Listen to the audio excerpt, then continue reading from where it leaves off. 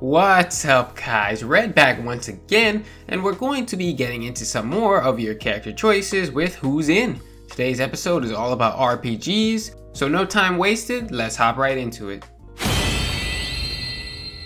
Elma is a character who's in a very interesting spot. She has some loose factors and hints surrounding her that could point to her inclusion, but she also has some cons as well. A big boost is the timing of her release. Her game, Xenoblade Chronicles X, released in December of 2015. So again, around the time that Smash Ultimate plans were in the works. Sakurai would have definitely already had access to her concept art and visuals if he wanted them, so the timing of her release is a good sign. Another possible hint goes back to the toy mech figure that Sakurai bought. Back in December of 2016, Sakurai was in an interview with Denfumenico Gamer, a Japanese website, where he revealed that he sometimes purchases toy figures for references in his work.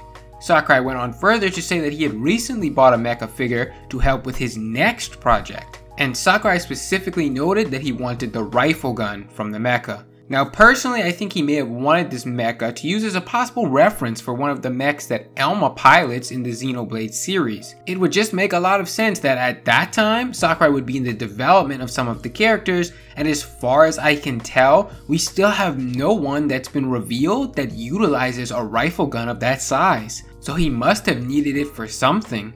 Now this is by no means concrete evidence, and Elma still has some cons as well. Xenoblade Chronicles X didn't sell that well, and it had a lot of controversial opinions around it from some of the fan base, as the style of the game aimed to put more focus on the open world exploration as opposed to story heavy content. So a realistic possibility is that Elma may have been cut from the game after some time for whatever reason, whether it be lack of game success or something else.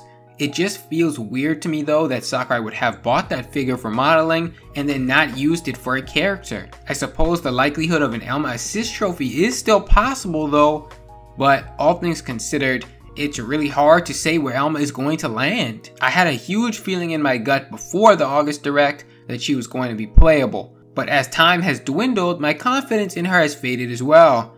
It seems like she's going to be left out of a playable spot, but I still have some sort of gut feeling that says she's in. So that's enough for me to give her a 25% chance of getting into the base roster. Though if you asked me in August, I probably would have said something like 70%. As for DLC, sadly, I think she acts as a 0% chance due to certain other characters in this very episode. And as for my personal want factor, I think Elma is really cool as far as character designs go, and I really like her weapons. I think she would be a really fun addition, so I'd say about a 35% on the want factor. Rex, Pyra, and Mythra are all in a curious position. The question really isn't if Sakurai is going to utilize them in Smash Ultimate, it's more how and when. Xenoblade Chronicles 2 is interesting, as I've seen a lot of people speculate that the game came out way too late to be considered for a base roster spot, but I'm not really sure about that. From what I found, there was a column on Famitsu talking about Xenoblade Chronicles 2 where they said, development started in July of 2014 while Monolith Soft was still working on Xenoblade Chronicles X. This was before they even knew what the technical specifications of the Switch would be like. Eventually they got the okay from Hitoshi Yamagami, a producer at Nintendo. If development really started in 2014, that is certainly a decent amount of time before Sakurai would have started working on Ultimate. So it is entirely possible that Sakurai might have had some early concept art for Rex and company to go off of.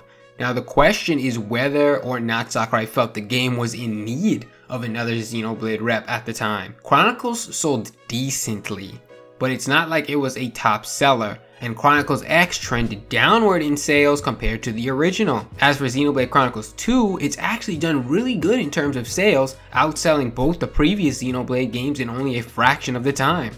But the sales data is meaningless, as the game came out far too late to use sales as a metric for their inclusion, at least in the base game. Now I think what really is an asset for Rex and company is their uniqueness. Sakurai and team would be able to make an incredible and unique fighter if they incorporated Rex, Pyra, and Mythra all into the same character. I don't know if he would go that route necessarily, but it would be extremely interesting to see his take on it. They have incredible moveset potential. but who knows how Sakurai would go about this. All things considered, I'm going to give Rex and company a 25% chance of getting into the base game. I think it's possible, but not likely. They're really going to be a lock for DLC though, and I see their chances boding well. I'm going to give them a 100% chance to get in as DLC. Now, what combination of the characters we will be getting is a mystery that I can't even begin to guess. I really hope we don't just get a solo Rex character though, as that would kill all the hype for me honestly, because Rex's English voice is really annoying. What are you trying to say? Apologies to anyone who likes it, but I digress. As for my personal want factor, again, they have cool designs, so I'll place them at around the same as Elma, just a little bit higher at 40%. Lloyd Irving is in a similar position for me as Elma was in regards to my gut feeling.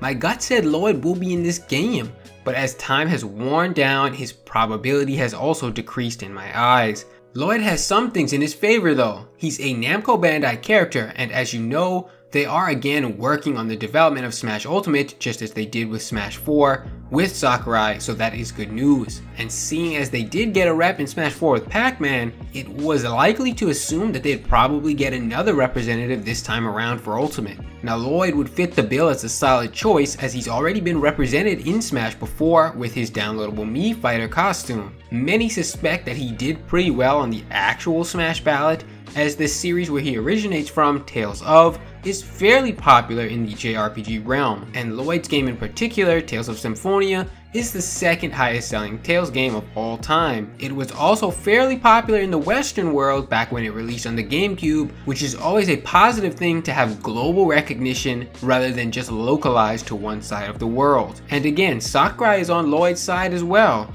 as in an interview with Nintendo Dream, Lloyd's Mii costume came up in conversation, and Sakurai explained that he chose Lloyd because he wasn't sure if there would be any other appropriate choice, and that it has to be Lloyd, alluding to the fact that in his eyes, Lloyd is the poster boy of the Tales franchise. Interestingly enough, we still do not have a confirmed Namco character, which is pretty suspicious in my opinion.